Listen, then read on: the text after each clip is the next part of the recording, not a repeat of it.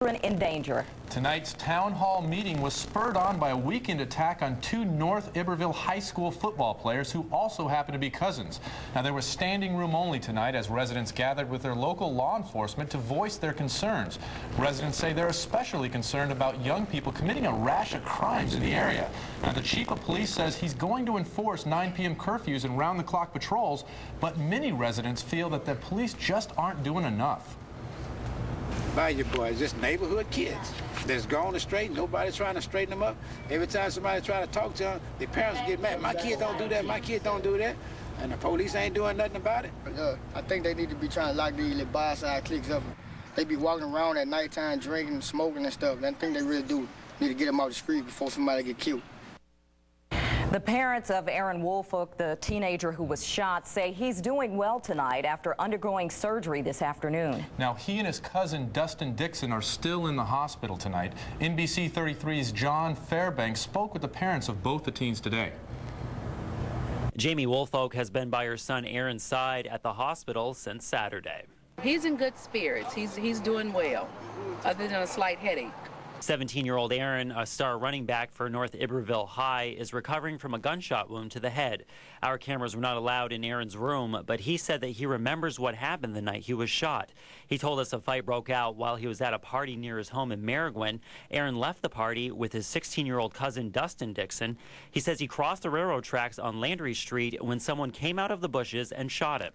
Police found Aaron, brought him to the station, and called paramedics. He was then taken to the hospital. Aaron's mother is praying he gets better and hopes police find whoever's responsible. My thoughts are, I do hope that they apprehend the young fellow so that the violence could stop. Jamie is worried not only for Aaron, but her community.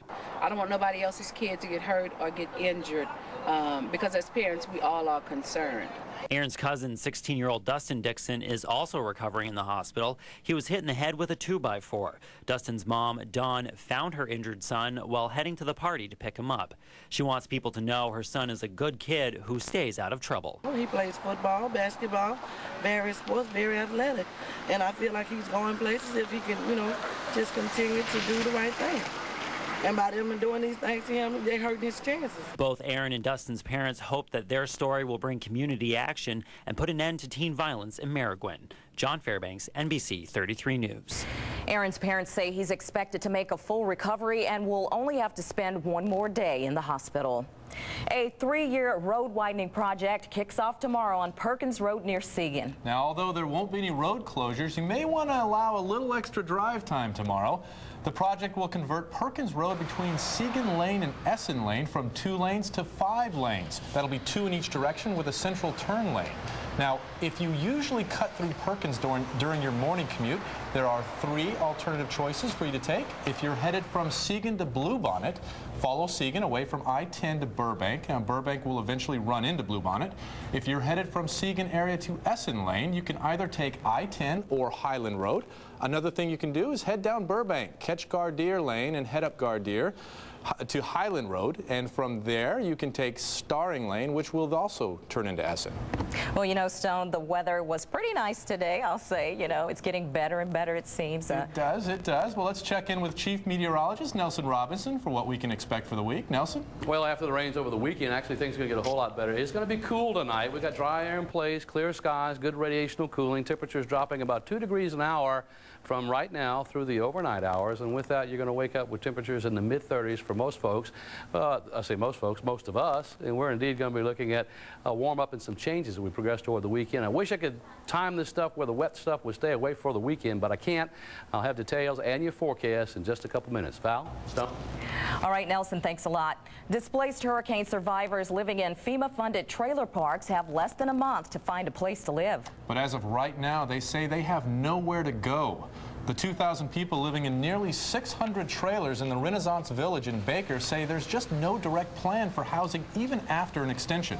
The goal for the residents is to have permanent housing by the 2nd anniversary of Katrina. Now, there are more than 20,000 people still living in trailer parks across the state. It's taken a while, but some of the youngest victims of Hurricane Katrina now have a new home away from home. Yes, they sure do. A brand new school building has created a lot of excitement in Scotlandville. Here's more from NBC 33's Lauren Unger.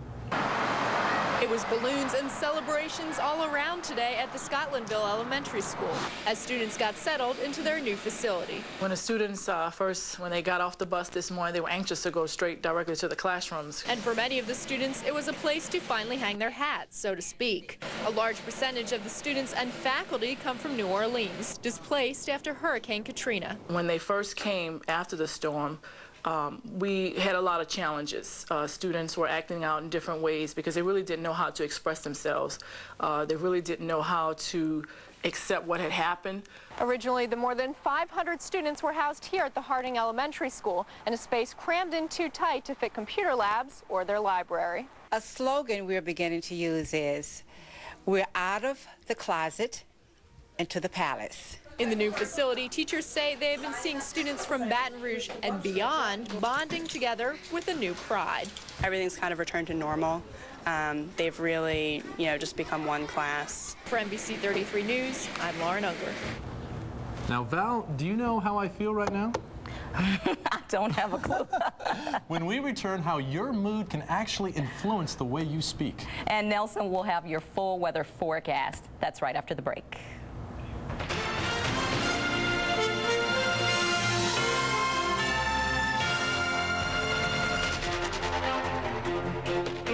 The fall finale of Heroes ended with a glimpse.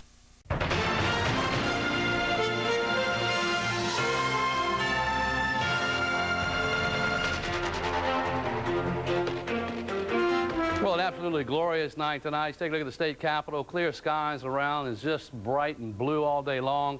And those days actually will continue. We're actually going to see some very nice weather here over the next few days, as you saw the dome on the state capitol. 47 degrees this hour. Dew point at 39 degrees. That's actually up just a bit than it was from earlier today. 74% of relative humidity, but still quite dry. We're normally in about the 40s or 50s, and we're looking at calm winds at the present time. A rising barometer at 30.31 inches of mercury. Now, yesterday, we did have all the moisture pushed off toward the east as the system pulled through a cold front. That's moved off toward the northeast and rapidly. We have high pressure in control right now that's going to be with us for a couple of days. Now, it will slide slowly off toward the east, but this same system has finally brought some snow to areas where they haven't seen much snow during this winter at all. We're looking around portions of the Great Lakes where they're seeing a little bit, but I know the ski resorts up there are really hurting. And this northwesterly dry wind flow in the upper levels is really, really the culprit. We're looking at a high amplitude pattern that's bringing in dry, cool air from the Canadian regions, and of course it's going to continue for at least 2 more days. Once you notice the cloud cover, the way it's moving from basically northwest to southeast,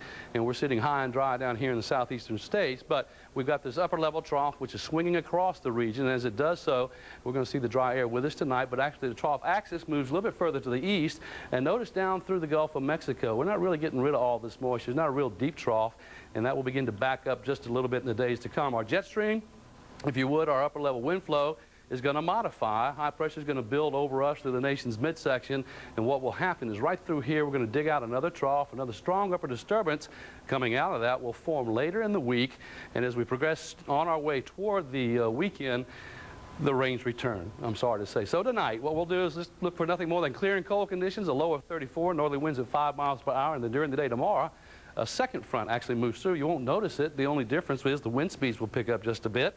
It is dry, so a high temperature of 58 degrees. So you look at your 5-day outlook, we'll look for an overnight low down to around 32 degrees on Wednesday night as the winds calm down, clear skies. Then we warm up, and here come the rains for the weekend. I wish I could change that.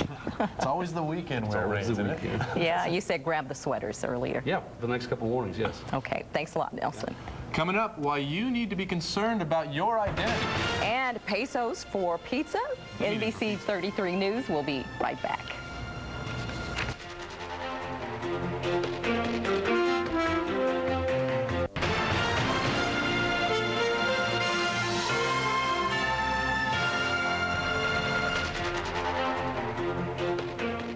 Thieves. Now, they are savvier than ever, tricking even the most guarded and in record numbers lately, bilking people out of big bucks. NBC's Kevin Coakley explains. It's really awful because it's so easy to be taken in. Mary Deburn gets at least 4 emails every week fishing for her personal information. I've been seeing a lot from PayPal. You know, there's a problem with your account, someone's been trying to get into it. I see that weekly. Like most people, she's able to spot the bogus email in time. but says giving out the information requested is tempting. Well, it's very tempting because I'm sitting here, you go through very quickly. I'm in a hurry, I'm in here, you're in a hurry, you think, oh dear, I better give this information or my account will be canceled. According to the Anti-Phishing Working Group, attempts at online identity theft are soaring. Consumer Reports estimates the average victim loses $850 to so-called phishing schemes. Unless you have been notified by somebody else that the scam is kind of in the air, if you just look at the email on its face, you think, this is something I got to take care of. Some of the most recent attempts involve bogus emails supposedly from banks and even the IRS. There's always a creative way to take your money and to use your credit. Taking your information is the easiest way. The experts agree with Mary, who warns against ever providing personal information in response to unsolicited emails. Just be very careful about filling any credit card information, passwords, any kind of information. I think you always have to check with the originator of the email. A restaurant in Texas, usually known for its pizza, soon might be known for something a little south of the border, Stone. Starting today, Pizza Patron will allow customers to pay with pesos. NBC 33's Todd Wallace has a story.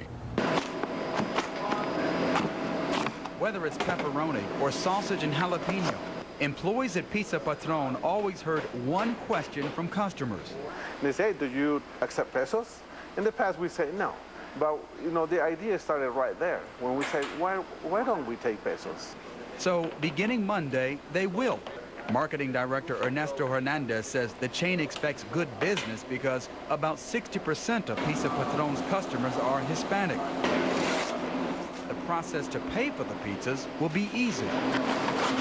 For instance, if somebody buys a pizza for $5, right, and they bring a bill for 100 pesos, we have a chart that tells us that 100 pesos equals $8.33.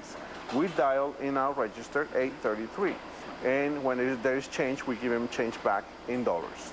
This Fort Worth store and others in the chain will take peso bills only, no coins.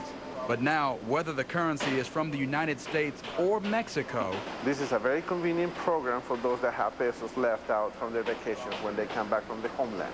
There's another way for everyone to enjoy more pizza.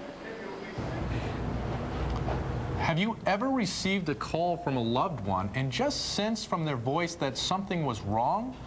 Well, science says that your intuition was probably right. A professor in Connecticut says when people are depressed, there's a change in their voice. He's developed computer software to track that change. NBC's Erica Tarantel reports. Okay, so you guys don't have that. The acoustics of a person's voice tell a lot about how they're feeling. No, he went to bed early. The thing that comes to mind most often is hearing some slowness in speech with more pauses, more breaks in the speech with greater numbers. Those are some verbal indicators that might be present in the voice of someone who is depressed. University of Connecticut psychology professor Peter Snyder has dedicated years to studying the link between voice acoustics and depression. This is just a sample with the subject saying pop, pop, pop, pop. He's developed a computer program that can precisely track the changes in a depressed person's voice by taking mathematical measurements. Looking at change over time in a patient that might be responding or not responding to a medication,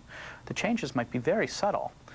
Very hard to detect, if at all, by the naked ear. In addition to monitoring medication, the professor also thinks the technology might be useful to suicide helplines. I think within the next 5 years or so, you'll see greater use of this technology in a variety of settings. Erica Tarantel, NBC News. Jimbo Fisher, the LSU offensive coordinator, is going to have a new address in the next few days. When we return, we'll let you know where. Stay tuned. Sports is right around the corner.